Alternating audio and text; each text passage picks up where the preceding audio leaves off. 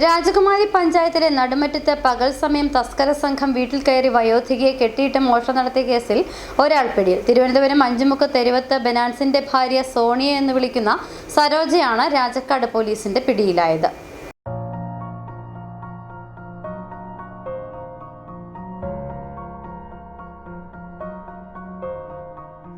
കഴിഞ്ഞ ചൊവ്വാഴ്ചയാണ് നടുമുറ്റം പാലകുന്നൽ ടോമിയുടെ വീട്ടിൽ കവർച്ച നടന്നത്.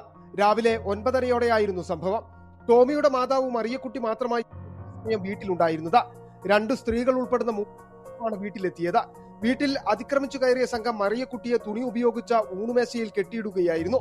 തുടർന്ന് മറിയക്കുട്ടിയുടെ വിരലിലുണ്ടായിരുന്ന 8 ഗ്രാം തൂക്കം വരുന്ന 3 മോതിരങ്ങൾ ഊരിയെടുക്കുകയും അലമാര തുറന്ന് ഇതിലുണ്ടായിരുന്ന 3000 രൂപയും കവരുകയും ചെയ്തു. ഇതിനിടയിൽ കെട്ടഴിച്ചു പുറത്തേക്കോടിയ മറിയക്കുട്ടി ഒച്ചവെച്ച ആളുകളെ കൂട്ടുകയായിരുന്നു. അടുത്ത പറമ്പിൽ തടിപ്പണി ചെയ്തിരുന്നവർ എത്തിയപ്പോഴേക്കും തസ്കരന്മാർ ഓടി രക്ഷപ്പെട്ടിരുന്നു. നാട്ടുകാർ വിവരമറിയിച്ചതനുസരിച്ച് രാജാക്കാട് പോലീസ് സ്ഥലത്തെത്തി പരിശോധന നടത്തി. അന്വേഷണം നടത്തി വിടുന്നതിനിടയിലാണ് ഒരാൾ പിടിയിലായത്.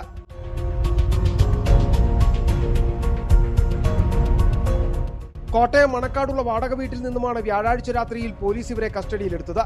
കൂടെയുണ്ടായിരുന്ന 2 പ്രതികൾക്ക് വേണ്ടിയുള്ള അന്വേഷണം ഊർജിതമാക്കി. പ്രതിയുടെ പേരിൽ പാമ്പാടി പോലീസ് സ്റ്റേഷനിൽ 9 കേസുകൾ നിലവിലുണ്ട്.